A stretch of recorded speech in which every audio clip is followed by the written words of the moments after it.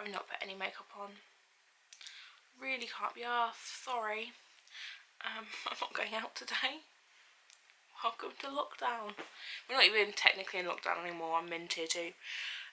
Okay, today I'm gonna do something that I've kind of been thinking about doing but not doing for a while, which is kind of talk about some of the things that have been helping me get through lockdown. I'm gonna avoid like the super obvious, so like staying indoors and washing my hands, and just go through like little individual things. Some things are probably the same for most people, but some things are probably more unique to me, just things that I've been doing a lot of during lockdown. And I've got a list on my phone when I can find where I put my phone down, and we're going to go through it.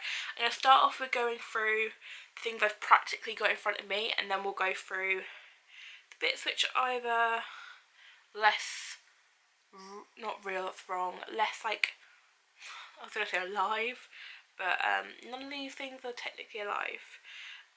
First thing I've got written down here is my lockdown jeans. These jeans I think I probably bought back in like February time, I want to say, like right back early beginning of the year, and they were probably my most worn item of trousers during lockdown, and they really need to go in the wash, but they look like this at the top. So they've got this paper bag waist, they're this really nice kind of like lightweight denim, so it's quite thin, and they go down and they've got, how do they to the wash, more of a tapered bottom edge to them. They're from ASOS. They're not super lightweight, like I could wear them in the like this time of year quite fine, like I mean my legs don't get very cold anyway, in comparison to the rest of me, but like they're just sort of super lovely, super comfortable. Like I probably could fall asleep in these. They are so nice, and I think it's partly because they've got an elasticated waist, and just during lockdown when I was having to go to work and I was having to leave the house more often, they were a really lovely thing to own.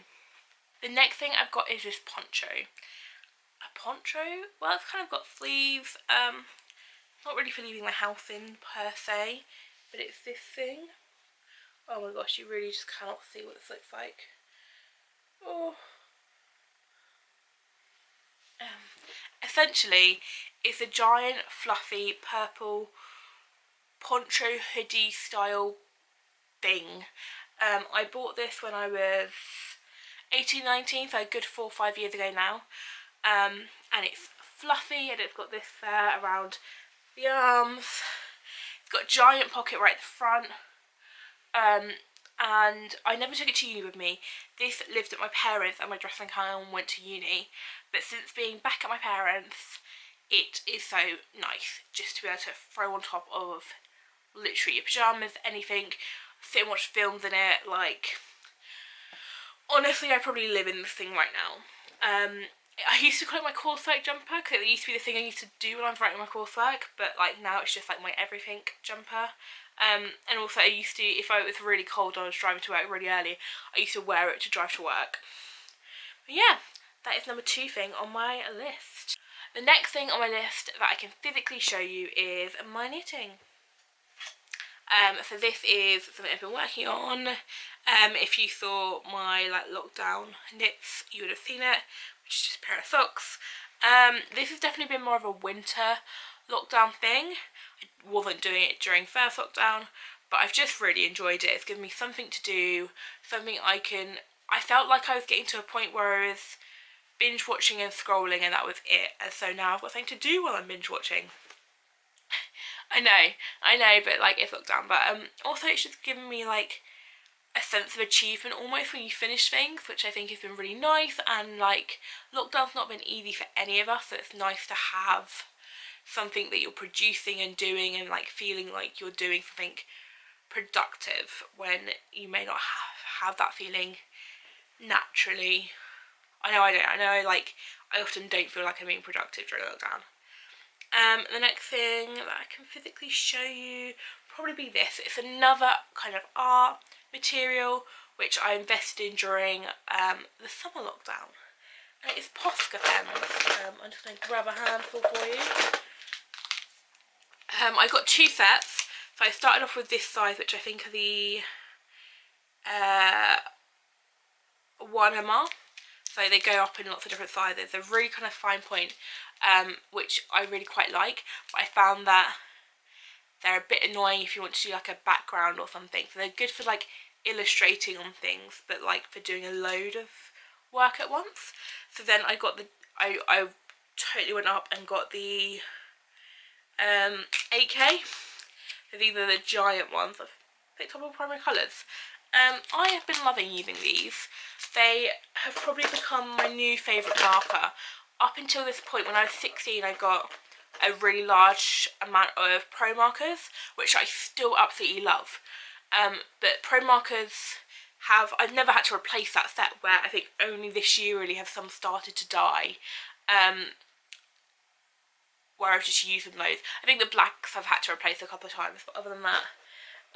And so I've really been enjoying using these and experimenting with them, and especially during the summer lockdown, but still now, I've been doing a lot of like, I've called them pandemic postcards, where, I mean, back in the summer I was living by myself for most of it, and so I was having these postcards that you can buy and you can paint on one side and then write on the back and send them, and it was really nice just to be able to get home from work and just do something that wasn't precious. It wasn't like if you get it wrong it's the end of the world, because you could just like, okay, I'll do another one, or okay, this person gets a little bit of a quirky one.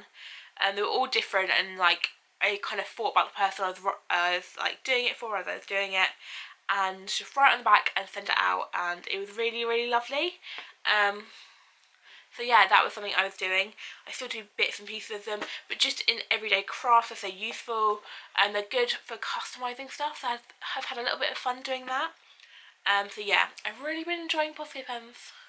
Okay, the next thing I can physically show you is something that most people will have or have a version of, which is my Fire Stick. Yeah, I purchased a Fire Stick during the beginning of lockdown. I know most people either have one of these or have a smart TV or have something similar, and if you don't, I would highly recommend it if you're into using streaming sites. So this cost me like £24. Previously, my housemates will attest to this, if I wanted to watch something on like Netflix or Amazon Prime or something like that on our TV, we did have a games console that wasn't mine plugged into the TV. I just didn't know how to use it. I used to bring my laptop down and plug it in with a HDMI cable. Yeah, I'm not technically incredible, let's just put it out there. I purchased this and it's been so good, and then when I came back to my parents, it meant that I could almost just plug this into their TV and have what I wanted to watch on their TV, which I think they got a little bit annoyed about, so then they gave me an old TV to put in my room. So it's just really nice. For the last like 5+ years, pretty much exclusively just watched TV on my laptop before this. I do for TV in my old house a bit, but I wasn't really like, the very few things I like care about watching, and so it's not like I just put the TV on. I like would be like, why would I want to watch something I don't really care about when I could watch something that I'm going to enjoy watching? So there's some like live stuff I'd watch, but not much. And so this has made, like, I would never pay for a TV, like, subscription type thing, I don't think. That doesn't make sense. I don't think I'd ever pay to have, like, Virgin Media TV with all the channels, because it's just not something I'm bothered by. This is brilliant. I love it. Honestly, like, I'm giving it really high praise. It goes wrong sometimes. I'm having to connect the Wi-Fi more often than not sometimes, but it's just so easy and it's all there, and you can go away and take this with you and just plug it in. Honestly, do highly recommend. Okay, the next things I'm gonna say that got me through lockdown, and not all of them I would suggest this time of year, but I don't physically have with me because they're too big. One was a paddling pool. I know, I'm like 23, why do you want a paddling pool? I finally got my garden, so when we moved into our house like 2 years ago now, the garden was literally like knee-high nettles, It's just been lived in by students its whole life, and we were moving in as pretty much students and graduates, and so I don't think anyone was expecting that to change. And we literally just got told they would strip it for us when we moved in, and they'd expect us to do the same when we moved out. When we moved out, I had grass growing in that place, and I'd got rid of a lot of the rubbish in there, and I'd even started like a compost in one of the old bins that was left in the garden. The guy who was letting it was very impressed. But I decided that summer, because I was living on my own, so no one could really tell me no, where my housemates had moved out because of COVID, and it was so hot this summer. It was really hot. I got a sun lounger the year before that broke, so I replaced it. And then I bought a paddling pool, and I didn't spend much on the paddling pool. And I know environmentally it's not the best. Water consumption, it's not the best. But it was so nice to have it in the garden and just be able to like cool down. And like it was so lovely. I enjoyed it so much. I got it looked like a flower, so you could like fit in a little bit of the edge, and it was big enough that I could like fit in really like comfortably, but not like, yeah. I was like on my Instagram stories, is it worth it or not, because like I don't have kids, and several people with kids on my Instagram were like, yes, so worth it. I think the kids one all the time. So glad I did it. Literally there was weeks in the summer where if I wasn't at work I was living in somewhere because it was so hot. Yeah. Well, the next things on my list, which I can't physically show you because it's too big, is my car. Ella, we were in lockdown, you weren't going anything. Why did you need a car? I know, fair point. But I was working throughout a lot of lockdown in a London hospital, and especially when congestion charges weren't a thing for a while, it was so nice to be able to drive to work and know that was one less contact environment where I could catch COVID. Like, it was like my little safety bubble. It's so nice to have a car to and from work anyway, because it gives you that little like private space after a really hard day. But also it's meant that I've been able to do like a staycation, and I went away for a weekend in my car. It's meant that I can go places without having to get on public transport. So I went and social distancedly surprised my boyfriend this week, which was so much fun. I would not have done that if I had to get on a train to do it, because then it defeats the object of being socially distanced. But because I could drive in my car, and I do understand that being on the road puts you at more risk of having an accident, which does put you at more risk of using up the NHS resources right now. 100% understand that. This isn't something I'm doing regularly, but it was really nice when I hadn't seen him in 6 weeks to get to do that surprise. It's meant that I can, like, coming back to my parents is a lot safer because we moved with cars. So yeah, I have really loved being out of my car's like one of my favourites for life. It was one of the first bits of independence I probably had. It's nearly 5 years since I've had it. It turned 10 this year. Absolutely love it. Like, so many road trips and good memories have happened in that car. Okay, the next one, I've written Disney Plus because I got Disney Plus during lockdown, but on a whole just streaming services. I know, like, that's so basic. It's not really a favourite, it's just more of a necessity during lockdown. It's not a necessity. Lots of people don't have access to them. I have loved Disney Plus mainly just because it's given me a chance to watch all the old like Disney Channel original movies, and it's made me feel like when you used to be in like school holidays back when you were a kid, and you just like would have movie days that you'd watch all the Disney Channel original movies, and like just that kind of like easiness of it, and like that throwback to being innocent has been so nice.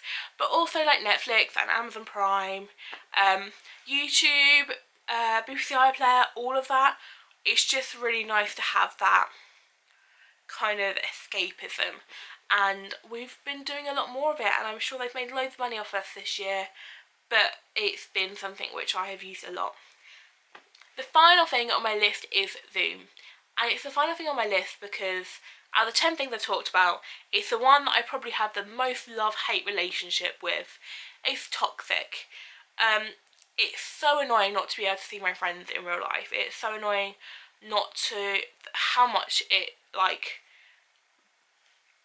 the Wi-Fi wiggles and it's not great and whatever, but being able to see my friends and have conversations, and literally every time I have to do, well, not have to, but every time I'm doing a Zoom meeting with like friends in the evening, I'm always like, oh, I can't be bothered, and then I do it and I come away so much happier.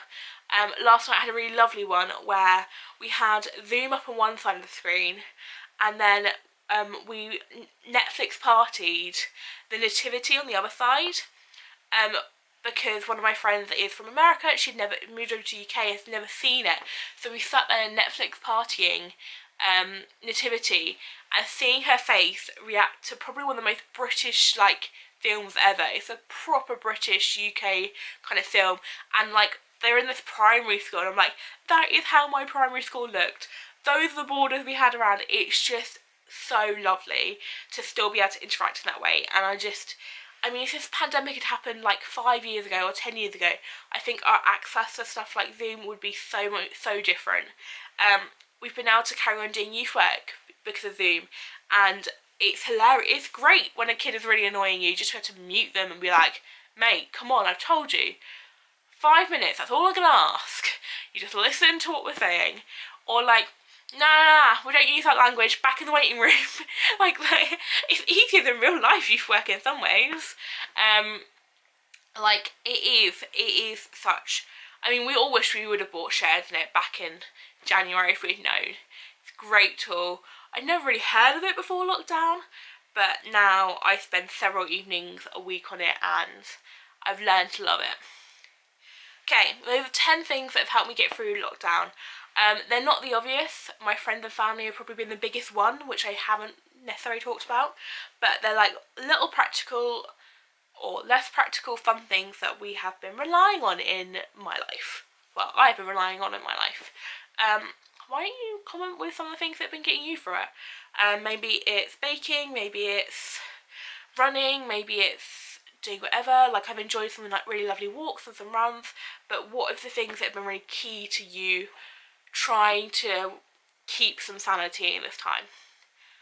Thank you very much for watching. See you soon. Bye.